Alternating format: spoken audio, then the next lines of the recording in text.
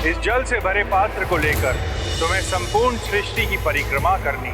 तुम्हें मार्ग में जितने भी उल्का पिंड मिले तुम्हें उनकी गणना करनी। किंतु तुम्हें यह ध्यान रखना होगा हनुमान कि इस जल के पात्र से एक भी बूंद बाहर नहीं गिरनी चाहिए।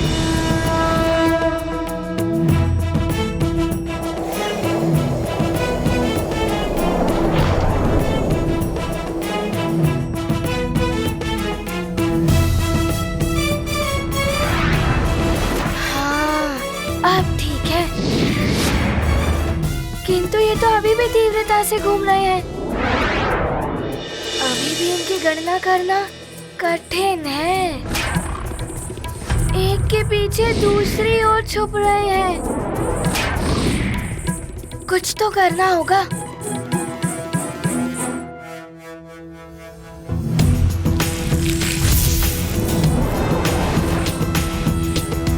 नारायण नारायण। हनुमान, मेरा आशीर्वाद है तुम्हारे साथ। समस्त कठिनाइयों पर विजय पाते हुए बढ़ते जाओ। सफलता के साथ अपनी यात्रा पूर्ण करो।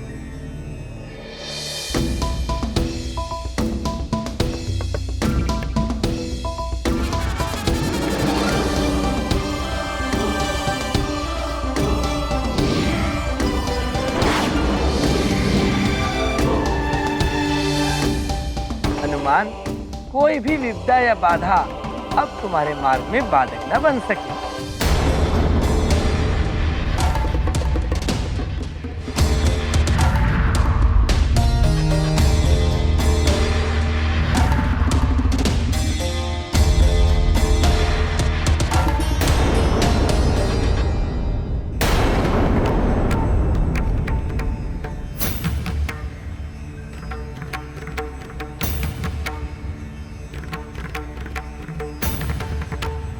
वरुण लोक की गुप्त मार्ग प्रकट हो।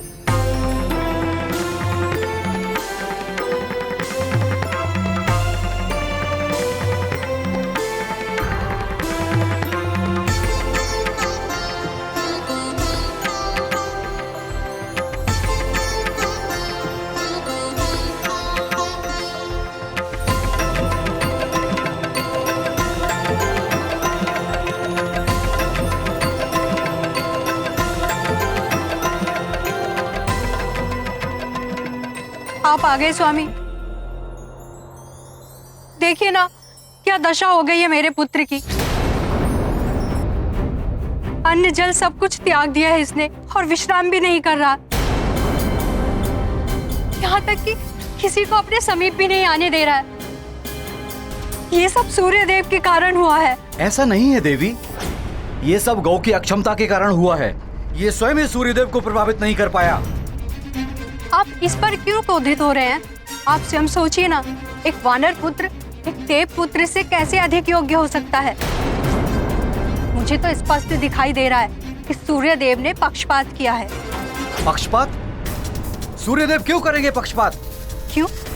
आपको स्मरण नहीं? लंकेश रावण के बंधन से हनुमान ने ही उन्हें मुक्त कराया था।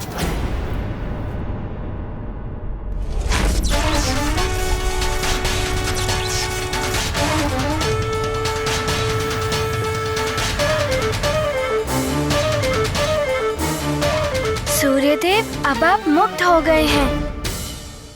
नारायण नारायण।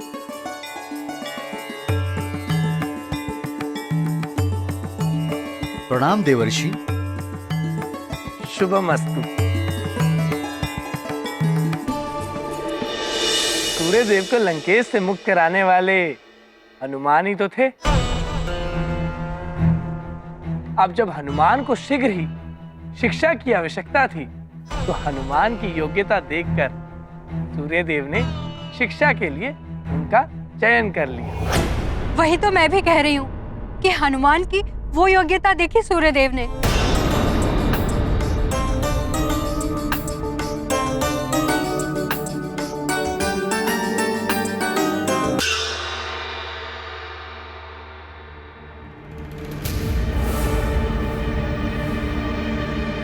यदि देखा जाए तो वास्तविकता ये थी कि आपके पुत्र गव ने प्रश्न का एक उत्तर दिया और हनुमान ने अति कथन करते हुए एक प्रश्न के 3 उत्तर दिए।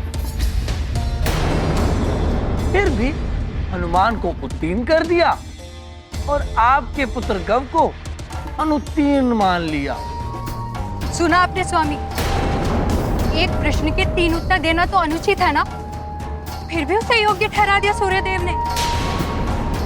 वरुण देव, हनुमान भले ही वानर बालक है, किंतु क्षमता एवं योग्यता में देव पुत्रों से तो क्या, आप सब देवताओं से भी बढ़कर हो जाएगा एक दिन। मुझे तो प्रतीत हो रहा है कि एक दिन संसार आप सब देवताओं को नहीं पूजेगा, अपितु हनुमान की पूजा करेगा। सुना आपने, देवर्षि जो कह रहे हैं पूर्णतः सत्य है। अब आप ही बताइए पिताश्री, वानर पुत्र देव पुत्र से श्रेष्ठ हो गया तो देवों को कौन पूछेगा?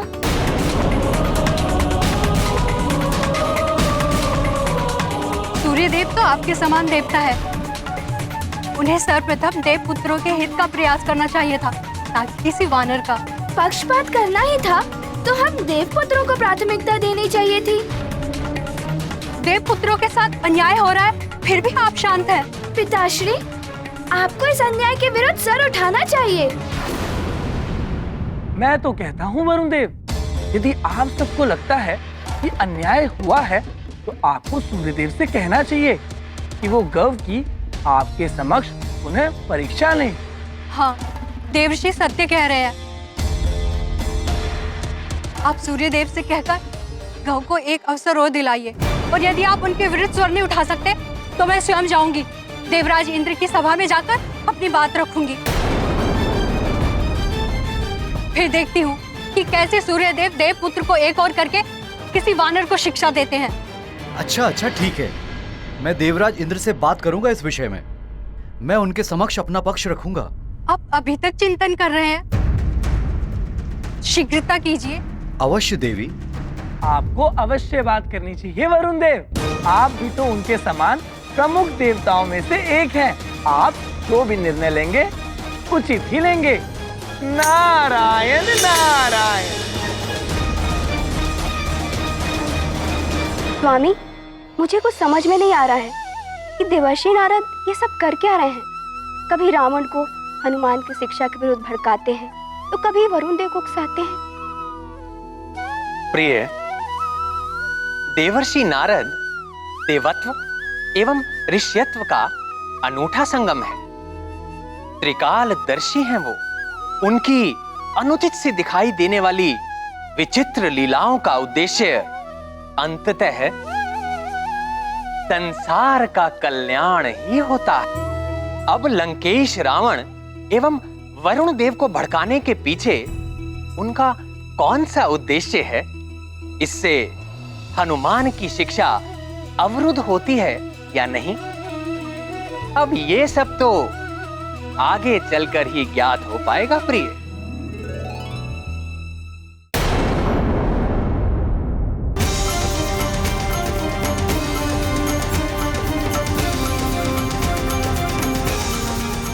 छह 6,120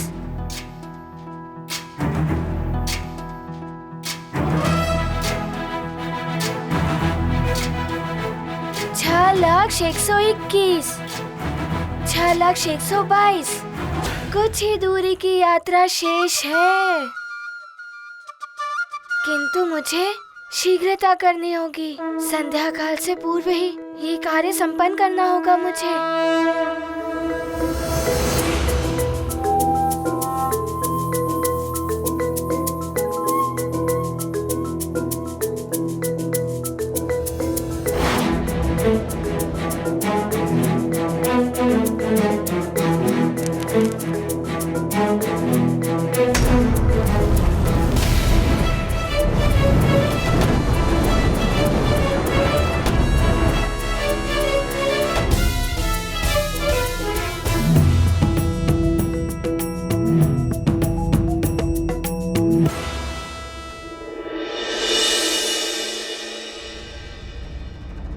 मेरे वाहन ग्रह प्रस्तुत हो।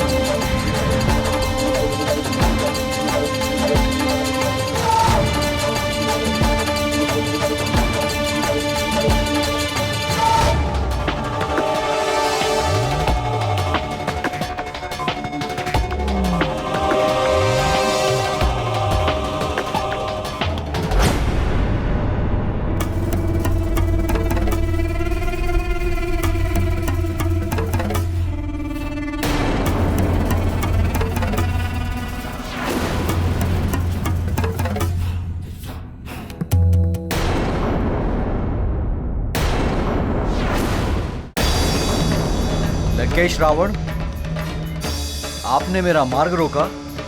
आज लंकेश रावण आपका मार्ग रोकने नहीं, अपितु आपको मार्ग दिखाने आए हैं।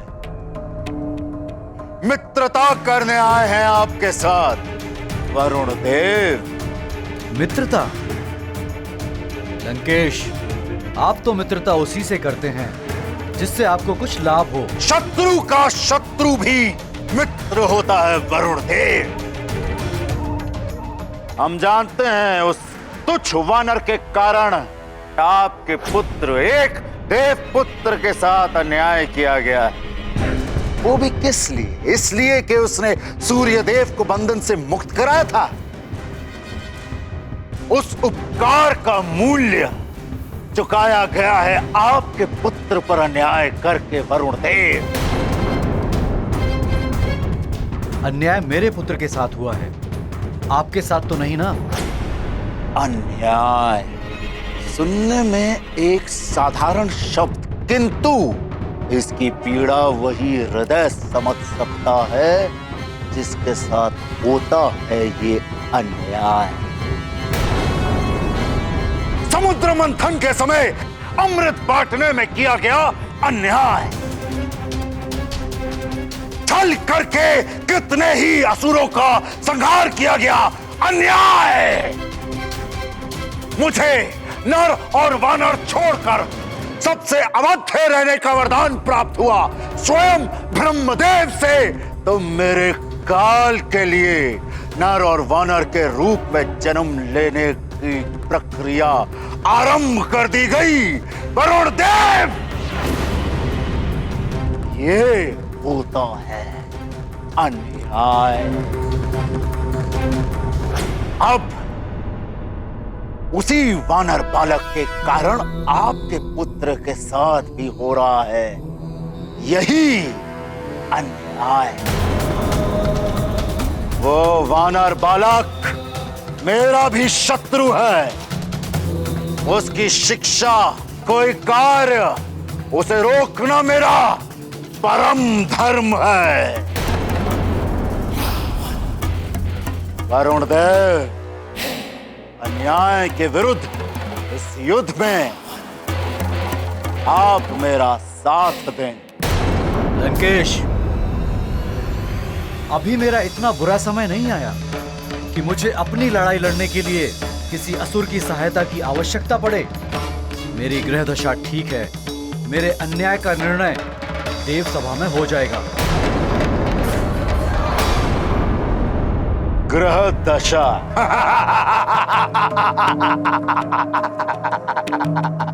स्मरण रखिएगा वरुण देव, ग्रह दशा परिवर्तित होने में अधिक समय नहीं लगता है। मेरा प्रस्ताव आपके समक्ष है। यदि देव सभा में आपको न्याय के स्थान पर अन्याय मिला तो मुझे स्मरण करिएगा। मैं इस युद्ध में तब भी आपके साथ प्रस्तुत हूं।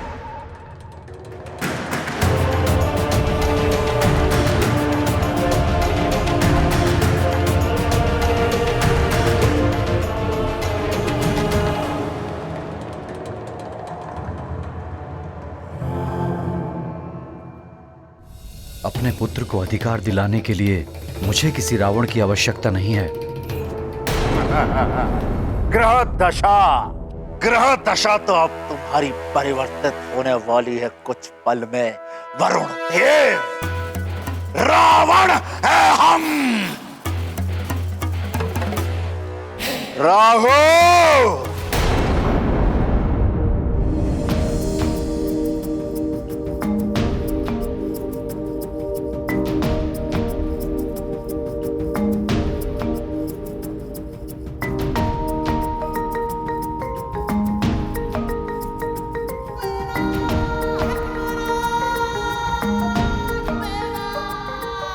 तो गुरुदेव का रथ भी दिखाई देने लगा है। सृष्टि की परिक्रमा पूर्ण होने को है।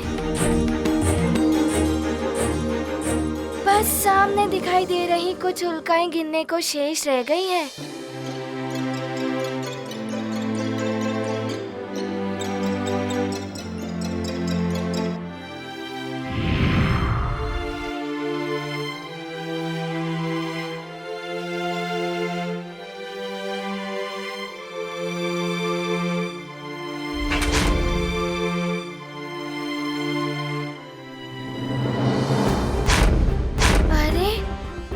उल्का पिंडों को तो मैं कुछ ही क्षणों में गिन लूंगा। राहु! जय हो लंकेश। कैसे स्मरण किया आपने? राहु, अपनी ग्रह दिशा से प्रभावित कर दो वरुण देव को। उसके सर पर सवार हो जाओ। इतना विवश कर दो उसे कि उसका हर निर्णय विपरीत ही हो। उसका हर अनुचित निर्णय हमारे लिए उचित निर्णय होगा। किंतु लंकेश, पिछली बार ब्रह्मदेव ने मुझे चेतावनी दी थी कि मुझ लंकेश का कोई आदेश ना मानना, तभी तुम्हें ग्रहों के रूप में देवता के समान रखा जाएगा, यही ना? राहु, ये छल है इन देवताओं का। तुम कुछ भी कर लो, तुम्हें सदैव ये संसार एक असुर के रूप में ही देखेगा। राहु, तुम्हें देवताओं की दास्तां स्वीकार है या अपने असुरों का हित साधोगे तुम? आपने मेरे नेत्रों पर पड़ा ब्रह्म का आवरण हटा दिया है लंकेश। मैं अभी जाकर वरुण देव की मति को भ्रष्ट कर देता हूं। जय हो लंकेश।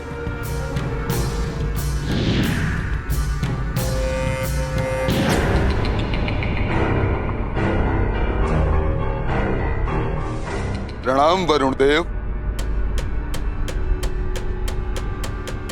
प्रणाम राहु। ये राहु कहां से आ गया मार्ग में? इसके दर्शन तो बड़े अशुभ होते हैं, कहीं कुछ विपरीत ही ना हो जाए। मुझे शीघ्र ही कहीं पहुंचना है।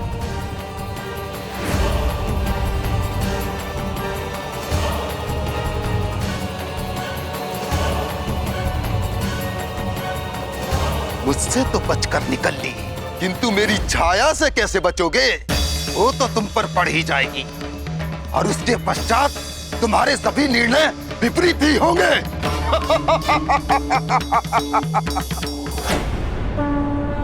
हुआ जिस पर राहु का प्रभाव, विवेक का उसमें हुआ अभाव। वरुण देव पर राहु छाया, कलुषित विचार उन्हें वारुणी उचित ही कह रही थी। मुझे अन्याय के विरुद्ध स्वर उठाना ही होगा।